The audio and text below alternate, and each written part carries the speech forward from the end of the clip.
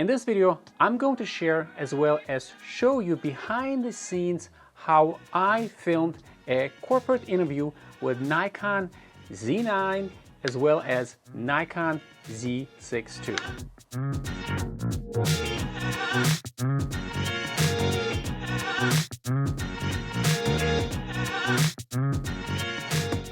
Hi everyone, I'm Vitaly. Welcome to my channel. If this is the first time you are stopping by, please consider subscribing for more content similar to this. It would be great if you hit a like button. It helps to reach more audience who are interested in this type of content. Now, full disclosure, I am not a full-time videographer. I am a wedding and portrait photographer. However, I spent a great deal of research and probably more than I should have to learn the styles of videography rules for interviews such as this one. Given that the times are changing, some of my clients are not only looking for photography, but also for video content that they could add to social media and other platforms to capitalize on outreach and further their business. So this opportunity landed on my lap and I wanted to document and share the process and final results with my viewers.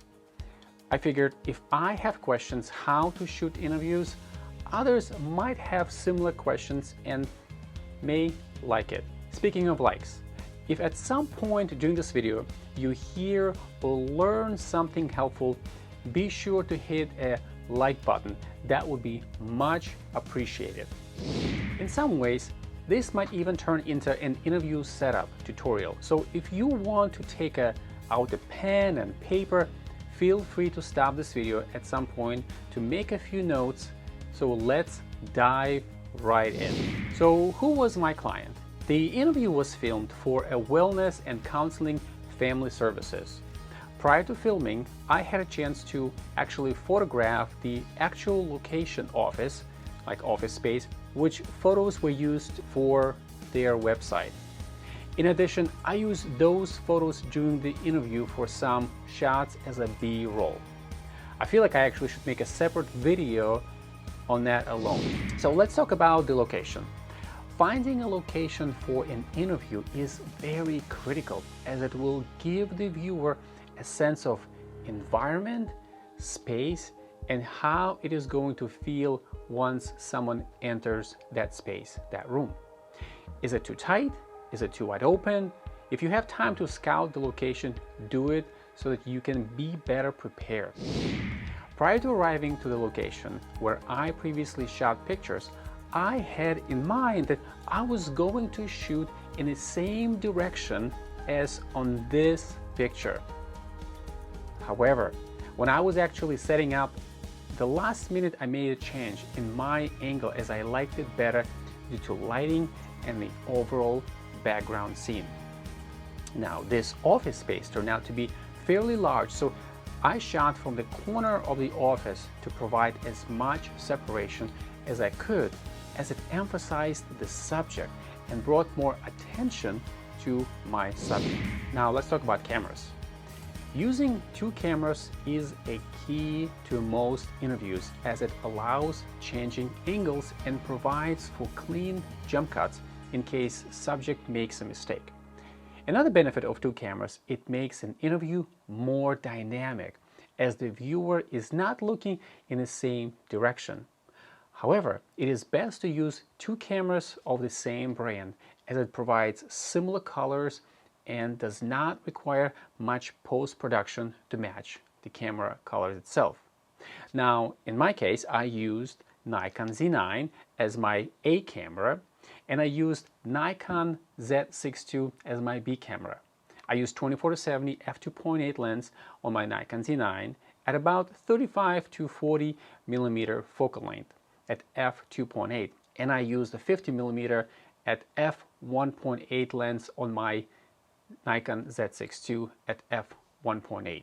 Both lenses are native to the cameras. Both cameras were set to an IAF and performed absolutely beautifully. Both cameras were shot at 30 frames per second with 180 shutter degree rule, meaning my f-stop on both cameras was set to 1/60th of a second. 30 frames per second gives more of a broadcasting feel, rather than 24 frames per second is typically used for featured films to enhance cinematic feel. Both cameras were set to a neutral profile, as I personally feel it gives a nice and easy post-processing results. Which leads me now to talk about the colors. So colors. Pay attention to complementing colors prior to shooting the interview. I used warm and inviting practical lights in the background to complement the blue jacket that my subject was wearing, similar to what I have here. Complementary colors nicely add contrast to an image and are more pleasing to an eye with proper lighting. Speaking of lighting, I use a key light at about 45 degrees from my subject, which is a 36-inch octobox that I used with a Godox SL60 light. And given the large windows on the opposite side, I use those as my fill light. This gives a beautiful wraparound soft light to my subject. For my hair light, I used the overhead light, which turned out to be great for this particular project. One of the things that I used were the practical lights already in the room, which gave my subject nice separation from the background.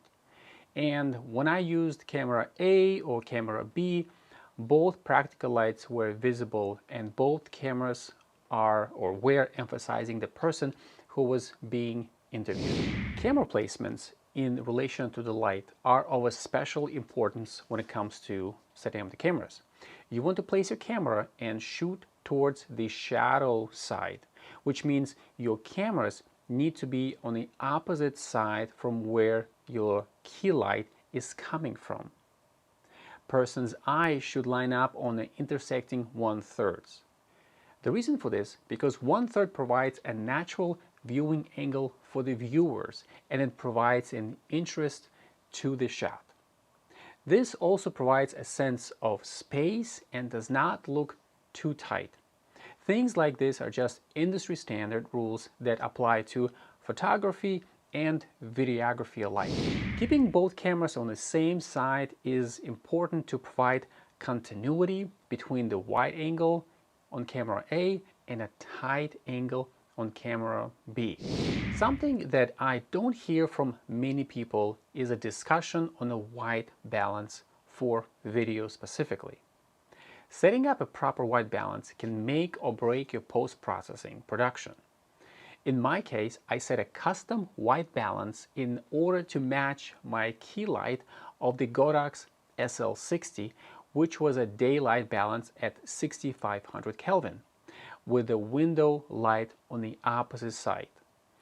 The end product of the custom white balance actually turned out to be a 6500 Kelvin.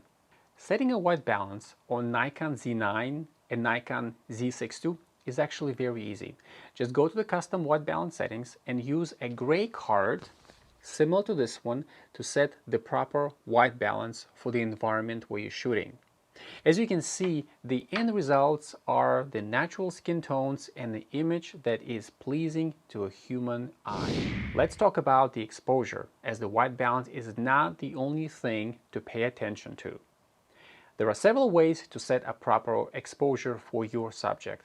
In my case, I used Ninja Shinobi monitor on top of the Z9, and I used Ninja Shogun monitor to monitor framing and exposure on Nikon Z6II for my tight shot.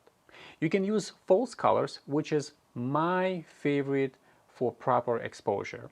You can also use zebras and or waveforms to get your exposure to where it needs to be. Typically, for skin tones, I prefer using false colors as it helps me see how close I'm getting to overexposing or underexposing my subject.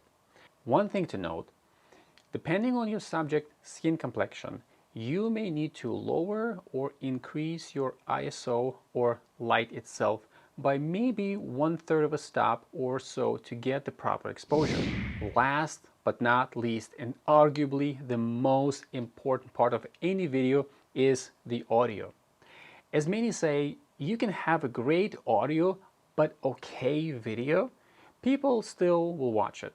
But if you have a great video but your audio is terrible, people don't have much patience for that.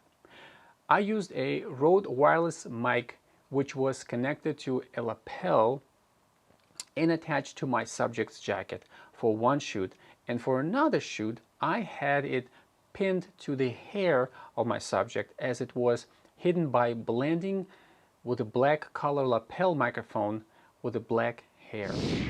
Interview process and actual shoot itself now. For one of my interviews, I had an interviewer ask a bunch of questions which led to more natural responses. This method is helpful for those who are not used to being on camera and might be feeling shy to generate their own responses. For those who are used to being on camera, just like this young lady that you see in the video, my beautiful wife, they are used to talking to camera and therefore can provide a natural response. In addition to an interview style of a corporate interview, I used a teleprompter to help my subject speak directly into camera, share their message in a concrete and concise way. For those who would like to know what type of teleprompter I used, it is Teleprompter by Glide Gear that I highly recommend, that I picked up for a few months ago for my other video projects. Okay, let's talk about post-processing. Once all the videos were filmed, files were uploaded based on camera angles. I sorted all of the files based on clip types, topics, and subjects. And let me tell you, this step alone is very crucial to a successful editing process. Organizing your files, giving them proper name, folder, subject, or topic that files covered made my processing production so much easier. Piece of advice, word of caution, do not bury yourself with files that have no logical names. It will save you hours in editing time. I am a Final Cut Pro X user, so this is my editing software of choice, but certainly you can use Adobe Premiere, DaVinci Resolve, whatever editing program you might be used to. Now, back to cameras, and specifically Nikon Z9. This camera is an absolute cinematic marvel in my humble opinion. While I shot everything in 4K, this camera shoots in 8K up to 60 frames per second, including ProRes, 422, 10-bit, if this means anything to you. Now, you're probably wondering, well, Vitaly, wait, so why are you not shooting in 8K if this is so great? The answer is simple.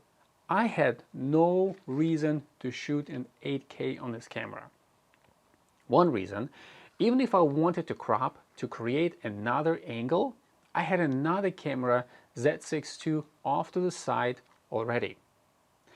Another reason, this video is for a website and does not need to have a high resolution files of 8K. And another reason, I wasn't shooting a featured film or an episode of a Planet Earth. 8K would simply slow me down doing my post-processing. Shooting in 4K at 30 frames per second is all I needed. I shot some B-roll in 4K 60 frames per second without any crop. Then I slowed it down to 50% to match my 30 frames per second timeline. I had a lot of fun using Z9 for the interview, as it made it very easy to work with, edit the files, top of the line, IAF. In addition, recent firmware 2.0 updates made this camera one of the top, if not the top, hybrid camera on the market for 2022. I hope you found this interview process helpful. If I missed something that is of importance to conduct a successful corporate interview, please let me know in the comment sections below. Other than that, this is it for me. Take a look at the edited interview segment and let me know in the description below what do you do differently for your video interviews? Subscribe if you haven't already, hit the like button, be kind to yourself and others. God bless, and I will see you in the next video.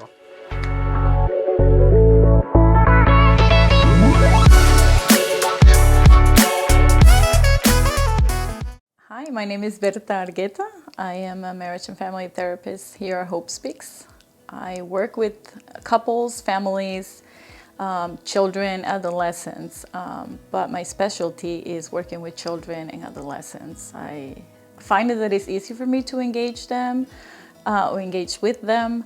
I enjoy working with children and adolescents. I find that many therapists share that it's difficult for them to engage with them or get them to talk, but for me it's kind of like natural to be able to engage with them and just have fun with them and be able to create an environment that is safe for them to be able to open up and just talk. So I use play in the therapy sessions. We either draw, do artwork, or we just sit on the ground, on the floor, and just play with Legos or blocks, whatever is easier for them and whatever works for them that helps them relax so that they are able to express what they're feeling or thinking at that moment. Children usually start talking about what they're feeling in that moment, or if, I kind of prompt questions for them to create a conversation around the issue that the parents come to me about their children. For example, anxiety and depression, those are two things that I work a lot with children. So I talk about their fears. I read them a book about their fears maybe, or we discuss what are the causes, like where do those fears come from? So those are just examples of things that we might do for them to be able to just talk. It's just like adult therapy, except that you just go down to their level and you sit with them on the floor if you need to, so that they can actually talk to you. So from a mother. As a marriage and family therapist, I specialize in couples therapy. I see couples who struggle with communication. A lot of times I get calls from couples saying that they have been married for a long time and they just finding themselves unable to communicate or unable to feel validated by their partner. And so my goal when working with these couples is to first understand what's causing the block for them, what's causing them to not feel heard or understood by their partner. A lot of times it's just the fact that they're so focused on wanting to share their own pain and their own feelings of not being heard, that they're missing each other. And my goal is to really help them to establish safety and our work together in order to be able to feel like they can communicate in a space where they will be heard by their partner and that what they feel is indeed valid.